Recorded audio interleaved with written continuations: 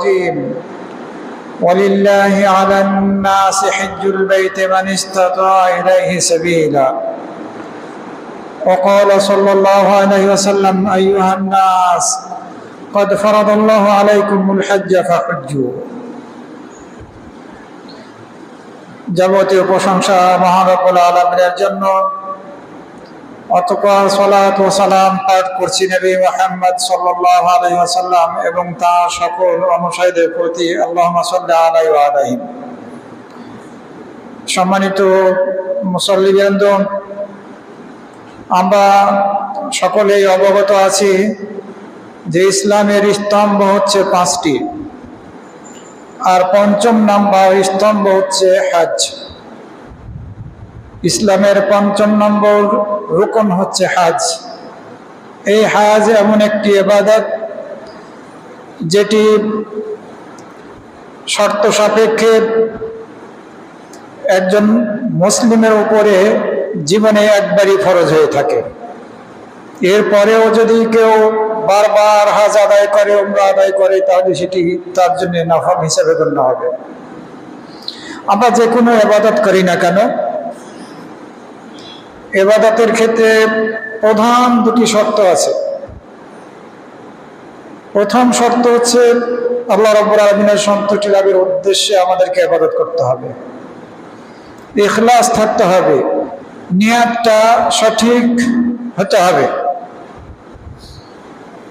আপনি হয়তোবা হজ করতে গেলাম, হজ করে আসলাম, উদ্দেশ্য হচ্ছে আল হাজ অথবা হাজি বলে ডাকা হবে, এরকম যদি নিয়ত থাকে তাহলে এই হজের দ্বারা কোনো উপকার আমরা লাভ করব না।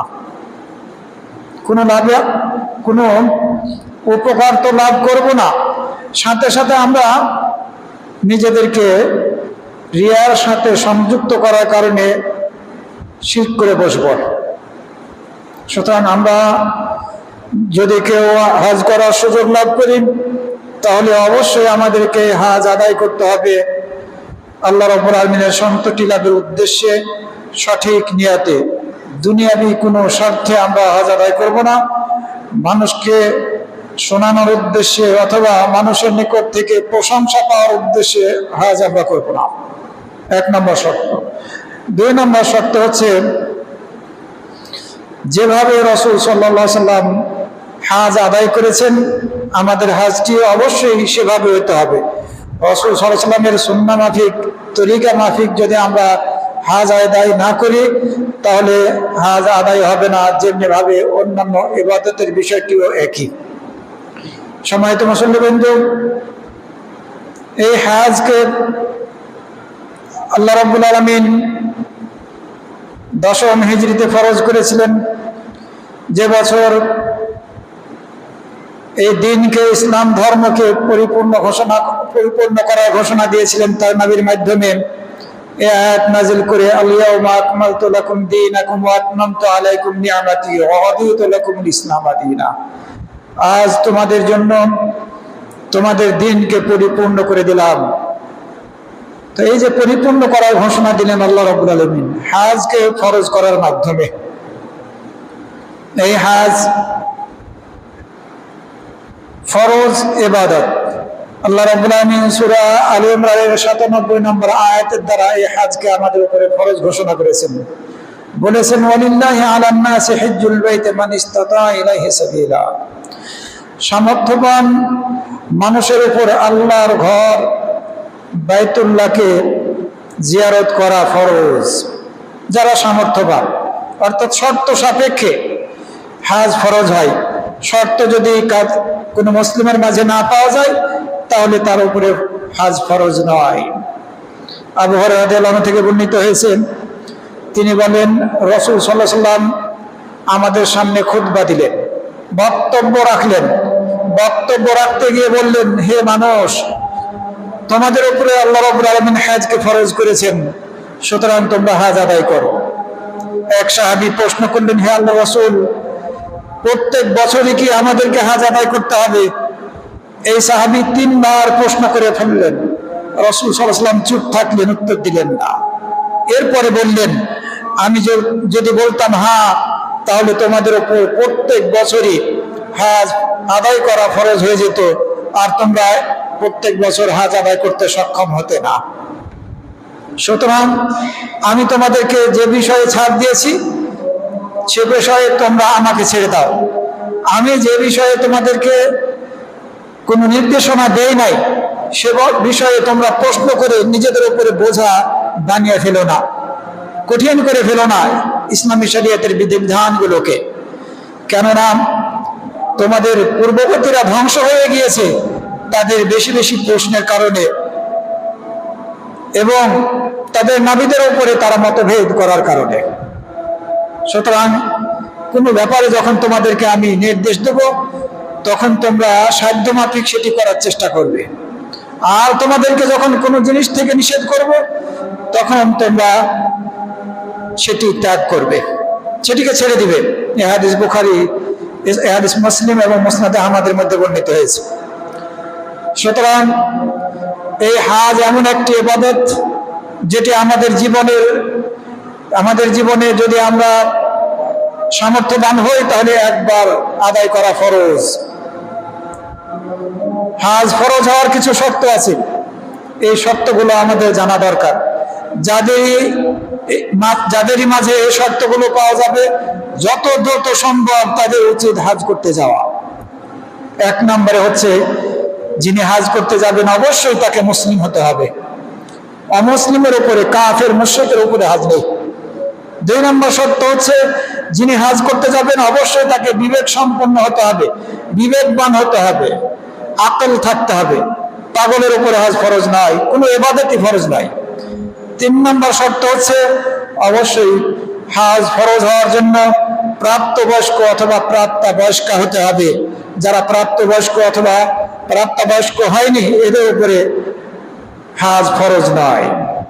রাসূল সাল্লাল্লাহু আলাইহি ওয়াসাল্লাম হাদিসের মধ্যে বলেছেন, 3 ব্যক্তির নিকট থেকে কলমকে উঠিয়ে নেওয়া হয়েছে। ঘুমন্ত ব্যক্তি থেকে যে পর্যন্ত সে জাগ্রত না হবে, শিশু থেকে যে পর্যন্ত সে সাবালক না হবে, এবং পাগল থেকে যে পর্যন্ত তার হুঁশ ফিরে না আসবে। এই হাদিস আবু দাউদ, ইবনে মাজাহ, তিরমিজি, নাসাইর মধ্যে বর্ণিত হয়েছে। সম্মানিত মুসল্লিবৃন্দ, শিশুদের উপরে হজ ফরজ না হলেও তাদেরকে যদি অভিভাবক হজ করায় তাহলে তারাও নেকি পাবে এবং পিতামাতাও নেকি পাবে। এ মর্মে হাদিস বর্ণিত হয়েছে, রাসূল সাল্লাল্লাহু আলাইহি ওয়াসাল্লামের সামনে এক মহিলা তার শিশু সন্তানকে উঁচু করে প্রশ্ন করল, আলিহাদা হাজ্জুন, এই শিশু সন্তানের কি হজ রয়েছে? রাসূল সাল্লাল্লাহু আলাইহি ওয়াসাল্লাম বললেন, নাম ওয়ালাকি আজর, হ্যাঁ সেও হজ করতে পারে, এটি অপরিহার্য নয়, হজ করতে পারে, তারও হজ আছে, তবে নেকি তোমার, অর্থাৎ যেমনি ভাবে সে নেকি পাবে তুমিও নেকি পাবে। এই হাদিস মুসলিম শরীফ, ইবনে মাজাহ, তিরমিজি, নাসাইর মধ্যে বর্ণিত হয়েছে।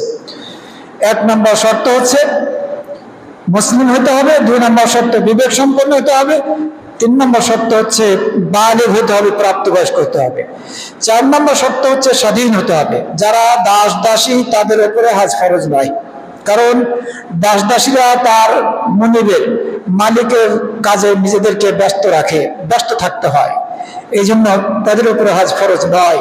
তবে যদি এই দাস দাসীদের মালিক তাদেরকে সুযোগ দেয় তাহলে তারা হজ করতে পারে, কিন্তু ফরজ নয়।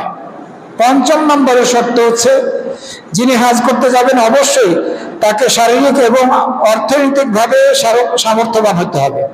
শারীরিক এবং অর্থনৈতিকভাবে সামর্থ্যবান হতে হবে। যদি শারীরিকভাবে এবং অর্থনৈতিকভাবে সামর্থ্যবান হয় তাহলে তার উপরে হজ করা ফরজ, যেটি সূরা আল ইমরানের 97 নম্বর আয়াতের মধ্যে বলা হয়েছে। মা বোনদের ক্ষেত্রে আরো একটি শর্ত আছে, আর সেটি হচ্ছে তারা যদি হজ করতে চান তাহলে অবশ্যই ওই 5টি শর্তের সাথে সাথে আরো একটি শর্ত রয়েছে তাদের জন্য, যে মাহরাম থাকতে হবে। বাবার সাথে, ভাইয়ের সাথে, আপন চাচার সাথে অথবা আপন মামার সাথে,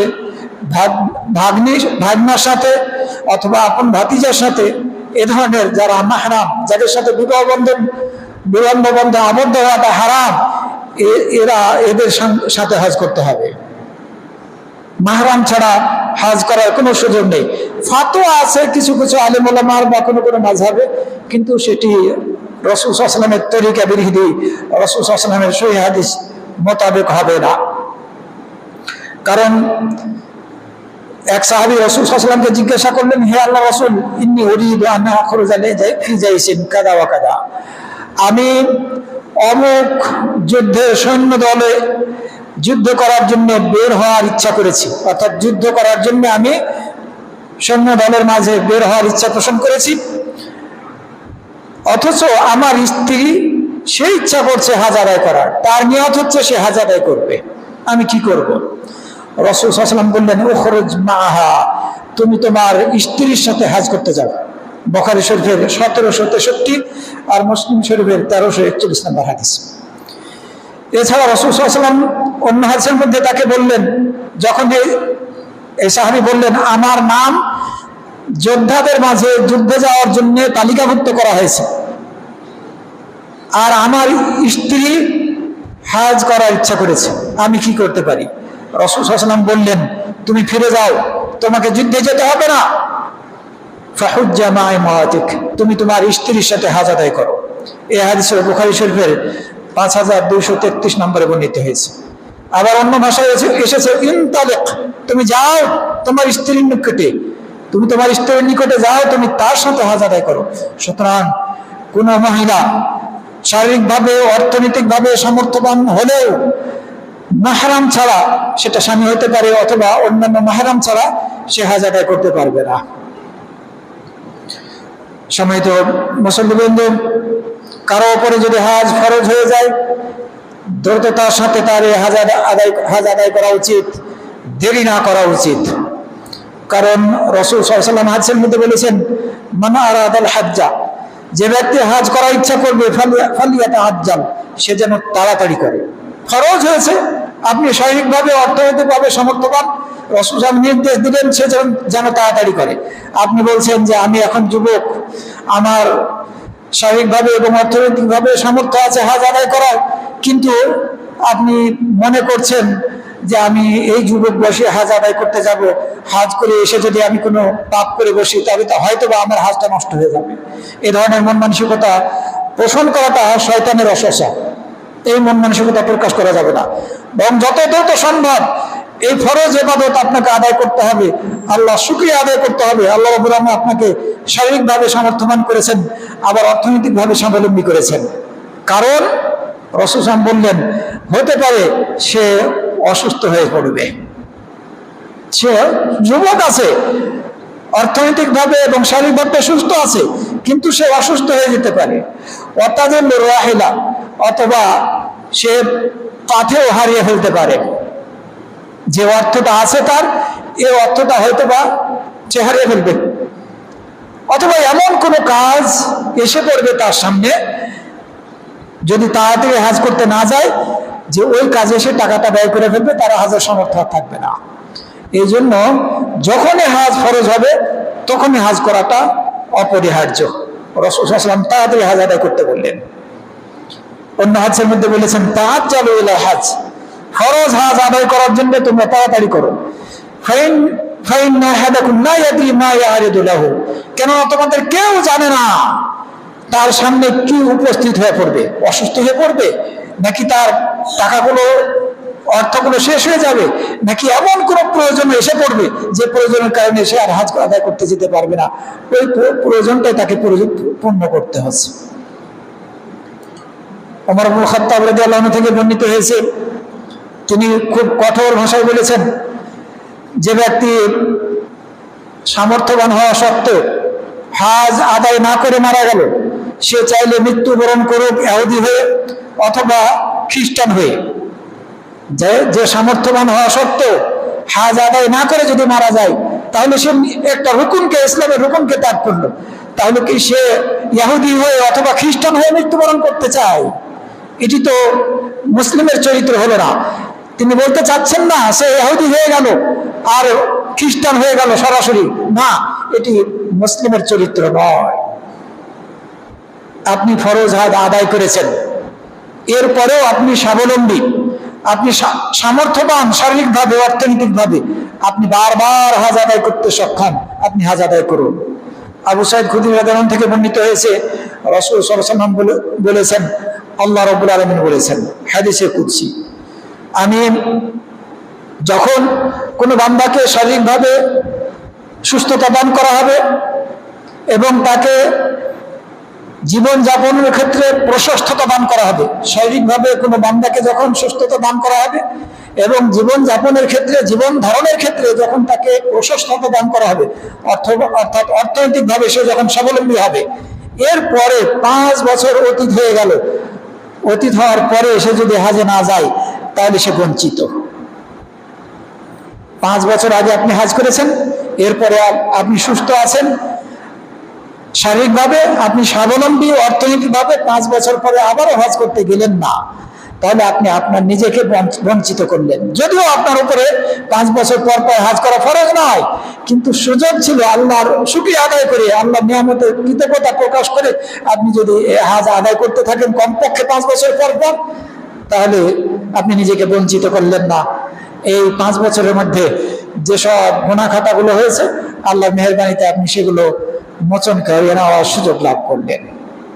সম্মানিত মুসল্লিবৃন্দ, আল্লাহ রাব্বুল আমিন হজকে শুধুমাত্র ফরজ করে ক্ষান্ত হননি, এই হজের অনেক ফজিলত রয়েছে, এই ফজিলতগুলো তার নবীর মাধ্যমে আমাদেরকে জানিয়েছেন।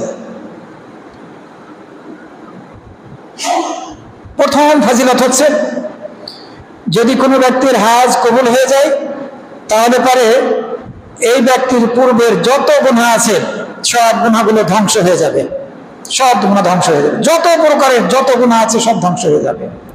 রাসূল সাল্লাল্লাহু আলাইহি ওয়াসাল্লাম হাদিসের মধ্যে বলেছেন, মান হাজ্জা লিল্লাহ, যে ব্যক্তি আল্লাহর জন্য হজ আদায় করবে, অর্থাৎ আল্লাহর সন্তুষ্টি লাভের উদ্দেশ্যে বাইতুল্লাহকে জিয়ারত করবে, সে হজ আদায় করতে গিয়ে কোনো অশ্লীল কথা এবং কর্ম করবে না, কোনো অশ্লীল কথার সাথে নিজেকে জড়িত করবে না। কিন্তু হাজী সাহেবরা অনেক অশ্লীল কথা বলে থাকে, হাসি তামাশা করে, বেফায়েশ কথা বলে, আবার অনেক সময় অশ্লীল কাজও করে বসে। তো অশ্লীল কথা এবং কাজ করবে না এবং কোনো গুনাহের সাথে জড়িত হবে না। রাজা কায়াউমিন ওয়ালাদাতহু উম্মুহু, সে ফিরে আসবে হজ শেষ করে সেই দিনের মতো যেই দিন তাকে তার মা জন্ম দিয়েছিল। শিশু সন্তান যখন মায়ের পেট থেকে জন্মগ্রহণ করে তখন নিষ্পাপ হয়ে জন্মগ্রহণ করে, সেভাবে সে ফিরে আসতে পারবে এই নিষ্পাপ হয়ে। আল্লাহর সন্তুষ্টি লাভের উদ্দেশ্যে হজ হতে হবে, হজ করতে গিয়ে কোনো অশ্লীল কথা এবং কর্ম করা যাবে না, কোনো পাপের সাথে জড়িত হবে না। কিন্তু খুব কঠিন বিষয়, ঝগড়ায় লিপ্ত হওয়া যাবে না। কিন্তু কতজন হাজি এই অশ্লীলতা থেকে বেঁচে থাকে, রাগ করা থেকে বেঁচে থাকে, ঝগড়া করা থেকে বেঁচে থাকে, পাপ করা থেকে বেঁচে থাকে, এটা বলা খুব মুশকিল। কারণ আমরা হজ করতে গিয়ে দেখেছি হাজিরা পরস্পরের সাথে ঝগড়া করে, রাগান্বিত হয়, অশ্লীল শব্দ বেফায়েশ কথা বলে ফেলে, আবার হয়তোবা আল্লাহ না করুন অন্য নারীদেরকে দিকে তাকিয়ে থাকে, নাউযুবিল্লাহি মিন যালিক। সুতরাং যদি এইভাবে হজ আদায় করে কেউ, তাহলে কিভাবে নিষ্পাপ হয়ে সে ফিরে আসতে সক্ষম হবে না।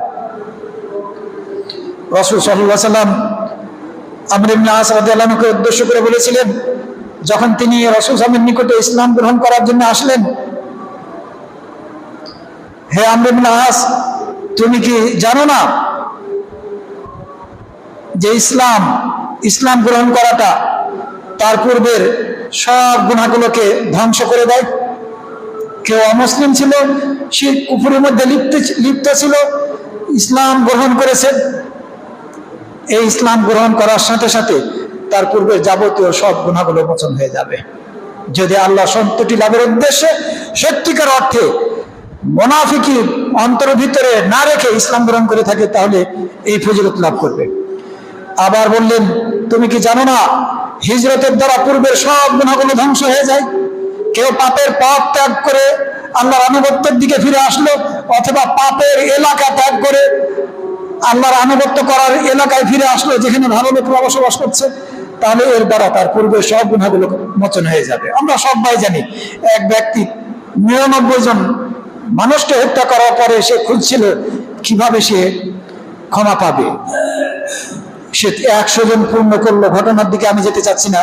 পূর্ণ করার পরে একজন আলিমের কাছে যখন গেল, সে বলল, হ্যাঁ তোমার ক্ষমা আছে, তুমি চলে যাও অমুক এলাকায়, সেখানে নেককার লোকেরা বসবাস করে, সেখানে চলে যাও, হিজরত করে এই এলাকা ছেড়ে, আল্লাহ তোমাকে ক্ষমা করে দেবে।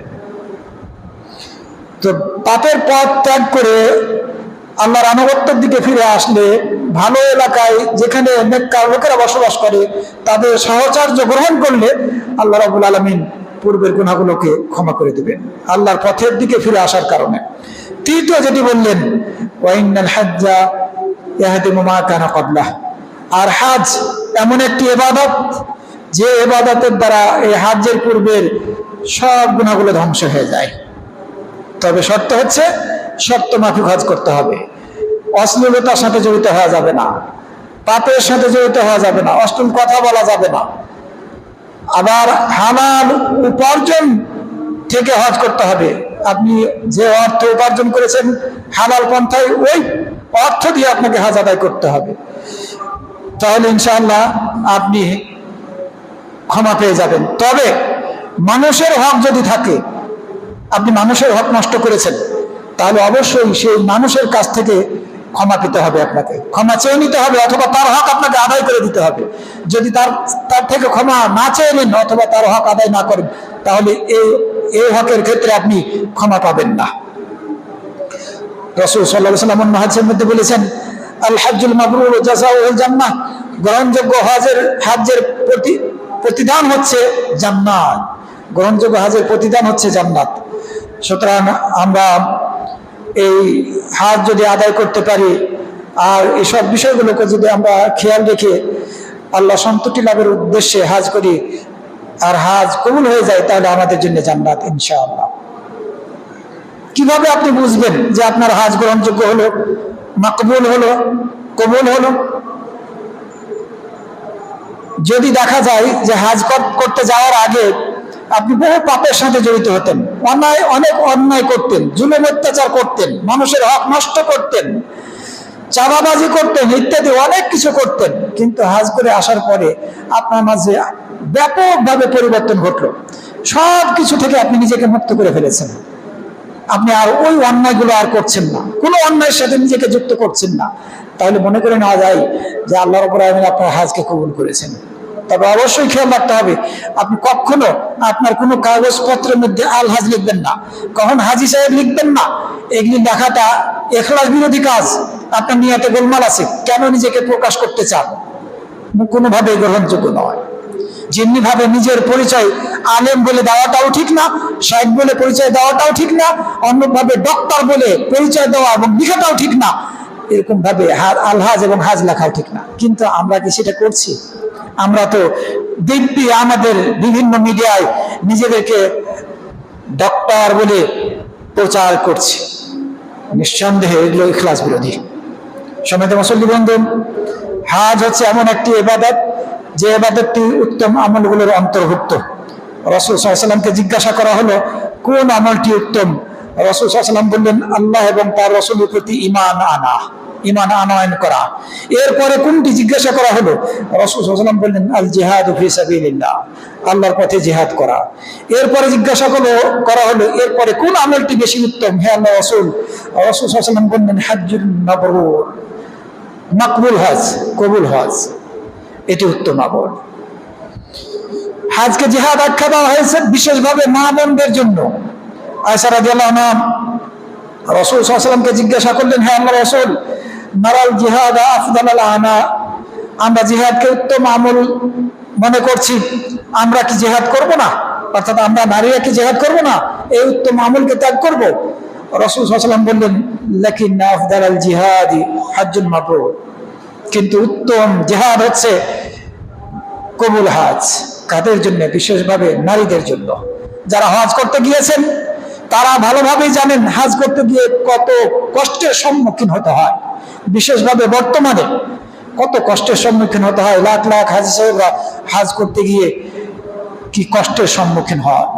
বিশেষভাবে মহিলাদের জন্য হজ আদায় করাটা খুবই কষ্টকর, পুরুষদের জন্য কষ্টকর, আর মহিলাদের জন্য তা আরো বেশি কষ্টকর। আর এই কারণে রাসূল সাল্লাল্লাহু আলাইহি ওয়াসাল্লাম বলেছেন, মহিলাদের জন্য এই গ্রহণযোগ্য হজটাই হচ্ছে জিহাদ। বুখারী শরীফের 1520 নম্বর হাদিস। হজ এমন একটি ইবাদত যে ইবাদতের দ্বারা যদি আল্লাহ কবুল করে ফেলেন তাহলে আরো ধনবান হওয়া যায় এবং এর দ্বারা সম্পদ বৃদ্ধি পায়, আবার গুনাহগুলো মোচন হয়ে যায়।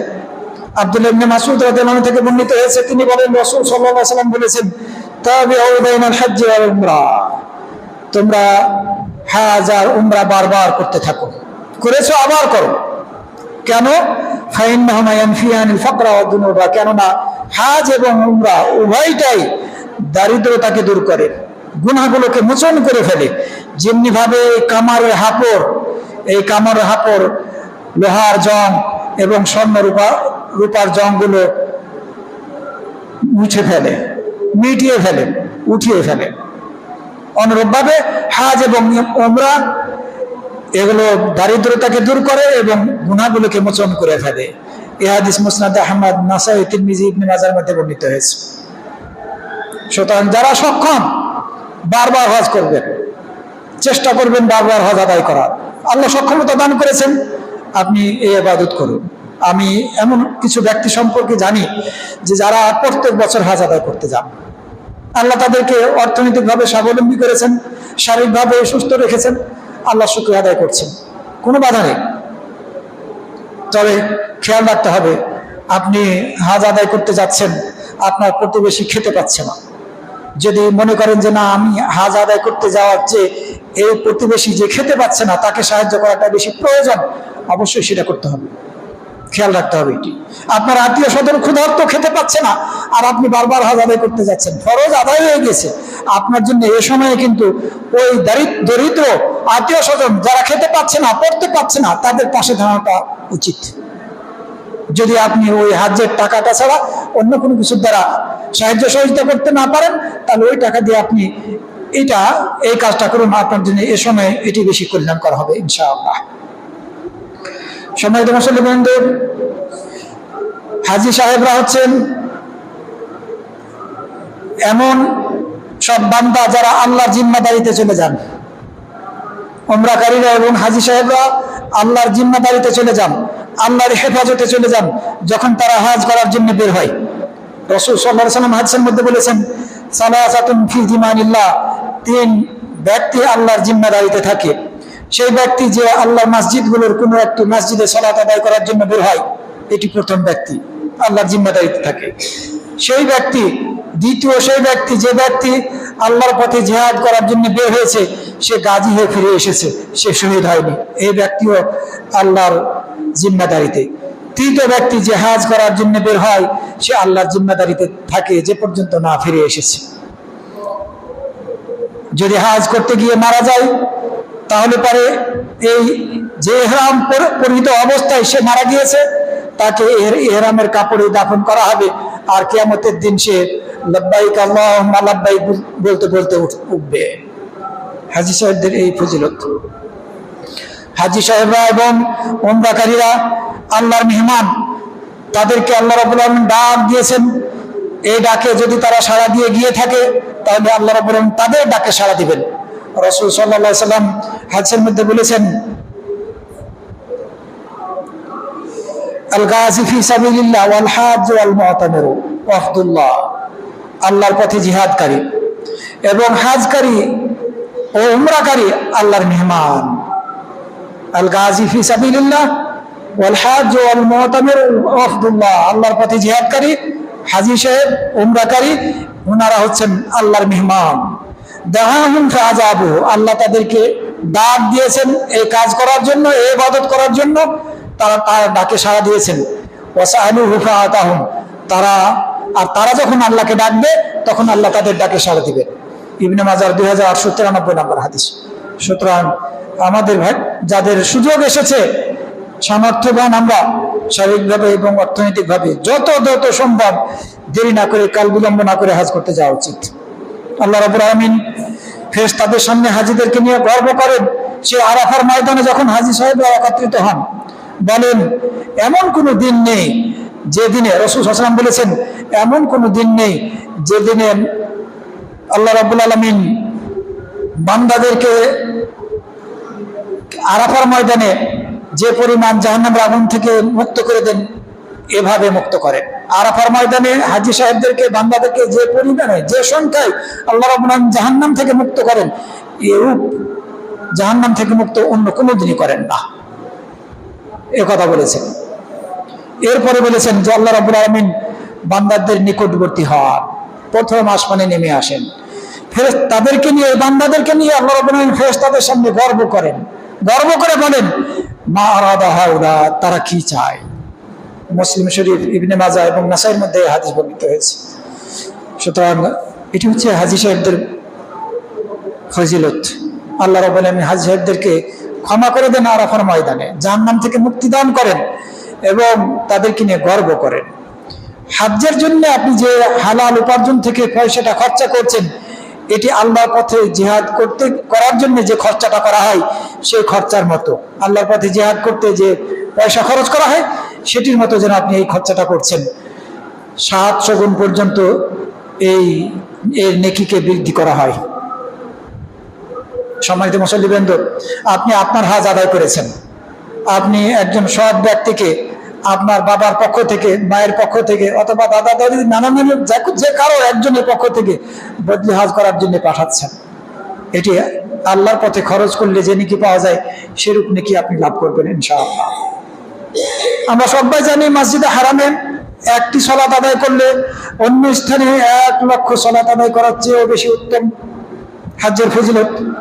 আপনি হজ করার জন্য বের হয়েছেন, আপনার বাহনটা একটা কদম উঠাচ্ছেন আবার রাখছেন, এই যখন একটা কদম উঠাচ্ছেন আর রাখছেন, তখন এই জন্য একটি নেকি আপনার জন্য লিখে দেওয়া হচ্ছে, একটি গুনাহ মোচন করে দেওয়া হচ্ছে, আর আপনার একটি মর্যাদাকে উঁচু করা হচ্ছে। রাসূল সাল্লাল্লাহু আলাইহি ওয়াসাল্লাম এক হাদিসের মধ্যে বলছেন, আপনি আরাফার ময়দানে হাজী হিসাবে অবস্থান গ্রহণ করলেন, প্রথম আসমানে আল্লাহ রাব্বুল আলামিন নেমে আসেন, নেমে এসে এই হাজী সাহেবদেরকে নিয়ে ফেরেশতাদের সামনে গর্ব করে বলেন হাউলা ইবাদি জাউনি শাহাইসান নাকাবা, ওরা আমার বান্দা, যারা আমার নিকটে এসেছে এই উস্কো খুস্কো ধুলা মিশ্রিত চুল নিয়ে, মিন কুল্লি ফাজ্জিন, প্রত্যেকটা এলাকা থেকে, সারা পৃথিবীর বিভিন্ন এলাকা থেকে তারা আমার রহমত কামনা করছে, তারা আমার শাস্তিকে ভয় করছে, অথচ তারা আমাকে দেখেনি। ফাকাইফা লাউ রাউনি, তারা যদি আমাকে দেখতো তাহলে তাদের অবস্থাটা কি হতো। আল্লাহ রাব্বুল আলামিন ফেরেশতাদের সামনে এভাবে গর্ব করে বলেন ফালাউ কানা আলাইকা মিসলু রামমিন আলিজ, এই যে বালুর স্তূপ সমপরিমাণ, অথবা দুনিয়ার দিনগুলোর সংখ্যা পরিমাণ, অথবা আসমান থেকে যত বৃষ্টির ফোঁটা পড়ে, এই বৃষ্টির ফোঁটার সমপরিমাণ গুনাহ নিয়ে তারা যদি উপস্থিত হয়, তাহলে তোমার থেকে, হাজী সাহেবদের উদ্দেশ্য করে বলেন, তোমার থেকে এই গুনাহগুলো আল্লাহ রাব্বুল আলামিন ক্ষমা করে দেন, ধুয়ে মুছে ফেলেন। হজ্জের দ্বারা এই নেকি লাভ করা যায়। হাদিসের ভাব অর্থ হচ্ছে এটি। সম্মানিত মুসল্লিবৃন্দ, আপনি যখন হজ করতে গিয়ে আপনার মাথার চুলগুলো ফেলে দিলেন, প্রত্যেকটা চুলের বিনিময়ে আপনি একটি করে নেকি লাভ করবেন, আর প্রত্যেকটা চুলের বিনিময়ে একটি করে আপনার গুনাহ মোচন হয়ে যাবে। এই ফজিলত লাভ করতে সক্ষম হবে। আপনি ফিরে আসবেন সেই দিনের মতো, যে দিন আপনাকে আপনার মা জন্ম দিয়েছিল। তাওয়াফ করছেন, হাজরে আসওয়াদকে আপনি স্পর্শ করছেন অথবা চুমু দিচ্ছেন, এরও ফজিলত বর্ণিত হয়েছে। রাসূল সাল্লাল্লাহু আলাইহি ওয়াসাল্লাম হাদিসের মধ্যে বলেছেন ইন্না ইসতিলামাহুমা ইয়াহুত্তুল খাতায়া, এই হাজরে আসওয়াদকে স্পর্শ করাটা এবং রুকনে আমিনি, হাজরে আসওয়াদে যাওয়ার আগের যে কর্নার রয়েছে কাবা ঘরের, এই কর্নারকে স্পর্শ করাটা গুনাহগুলোকে মোচন করে ফেলে। এই রুকনে আমিনকে হাত দিয়া শুধুমাত্র স্পর্শ করার বিধান আছে, চুমু খাওয়ার বিধান নেই।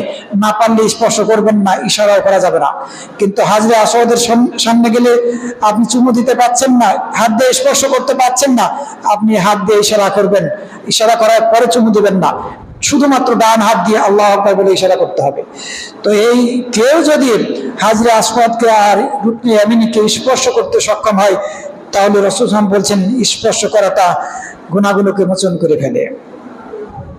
এরপরে বললেন রাসূল সাল্লাল্লাহু আলাইহি ওয়াসাল্লাম মান তাওয়াফা উসবুআন, যে ব্যক্তি 7টি চক্কর দিল কাবা ঘরকে গুনে গুনে, এরপরে 2 রাকাত সালাত আদায় করলো, এই আমলটি একটি দাসীকে মুক্ত করার সমান হয়ে যায়, নেকি লাভ করে।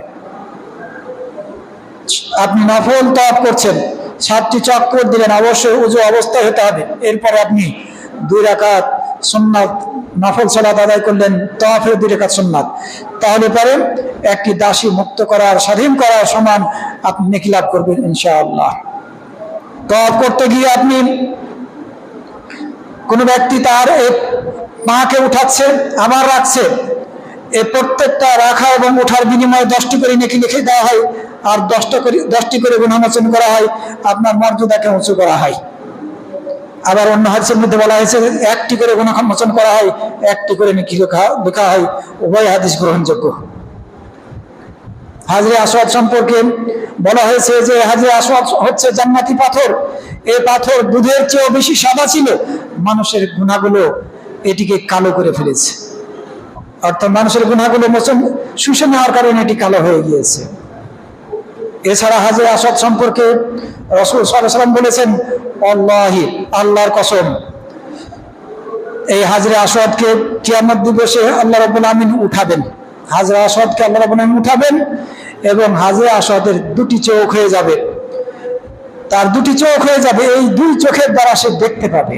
তার এক জবান হয়ে যাবে, সে তার জবানের দ্বারা কথা বলবে, সে সাক্ষ্য দিবে সেই ব্যক্তির সপক্ষে যে হাজরে আসওয়াদকে সত্যিকার অর্থে আল্লাহ সন্তুষ্টি লাভের উদ্দেশ্যে স্পর্শ করেছিল অথবা চুমু দিয়েছিল, তার জন্যে সাক্ষ্য দেবে। এই হাজরে আসওয়াদ কথা বলবে, তার চোখ হয়ে যাবে 2টি এবং তার জবান হয়ে যাবে, সে কথা বলবে সত্যিকার আল্লাহ সন্তুষ্টি লাভের উদ্দেশ্যে, সত্যিকারেই আল্লাহ সন্তুষ্টি লাভের উদ্দেশ্যে যে হাজরে আসওয়াদকে স্পর্শ করেছিল, চুমু দিয়েছিল, আল্লাহ রাব্বুল আমিন তার জন্য এই ফজিলত লিখে দিয়েছেন, এই ফজিলত দান করেছেন যে হাজরে আসওয়াদ তার পক্ষে সাক্ষ্য দান করবে। সম্মানিত মুসল্লিবৃন্দ, আমরা সত্যিকার অর্থে যদি এই হাজের ফজিলতগুলো লাভ করতে চাই, তাহলে আমাদের যাদের উপরে হাজ ফরজ হয়েছে, কাল বিলম্ব না করে যত দ্রুত সময়ের মধ্যে সম্ভব আমরা হাজ আদায় করব। তবে অবশ্যই হাজ আদায় করার ক্ষেত্রে সেই বেদাতি গ্রুপগুলোর সাথে যাব না। যারা সহিহ আকীদার ধারক বাহক কাফেলা নিয়ে যায়, হাজিদেরকে নিয়ে যায়, তাদের সঙ্গী হবেন। এদের মধ্যেও যারা ভালো তাদেরকে বেছে নেবেন, তাহলে হয়তোবা আপনার হাজটা সঠিকভাবে হবে। আর তা না হলে বেদাতীদের সাথে যদি আপনি হাজ করতে যান, আপনার হাজ এমনও হতে পারে হাজ করতে গিয়ে আপনার হাজ তো হবেই না, এমনকি তাদের সাথে থাকার কারণে তাদের শিরকি কর্মকাণ্ডের সাথে নিজেকে যুক্ত করে ফেলবেন। কারণ এই বেদাতীরা অনেক সময় হাজ করতে গিয়ে শিরকের সাথে নিজেদেরকে জড়ায়, তারা আল্লাহর কাছে সাহায্য পায়, আবার শিরকি ওয়াসিলা ধরে, নবী এবং রাসূলদের ওয়াসিলা ধরে, ওলিয়া আউলিয়াদের ওয়াসিলা ধরে আল্লাহর নৈকট্য লাভ করার চেষ্টা করে, যেগুলো সরাসরি শিরকের অন্তর্ভুক্ত। পিতা মাতার ওয়াসিলা ধরে থাকে, এমনকি শিরকি কবিতার ওয়াসিলা ধরে থাকে, যেগুলো কোনোভাবে গ্রহণযোগ্য না। সুতরাং আমরা যারা হজ আদায় করতে যাব, এই হজ আদায় করার জন্য নিয়াত করব, অবশ্যই সহিহ আকীদার যারা মুআল্লিম, যারা ব্যবস্থাপনার দায়িত্ব পালন করছে হজ আদায় করার জন্য, তাদের সঙ্গে হবে ইনশাআল্লাহ। আল্লাহ রাব্বুল আলামিন আমাদের সবাইকে তৌফিক দান করুন। আকুলু কওলি হাদা ওয়া আস্তাগফিরুল্লাহ লি ওয়া লাকুম ওয়া লিসাইরিল মুসলিমিন।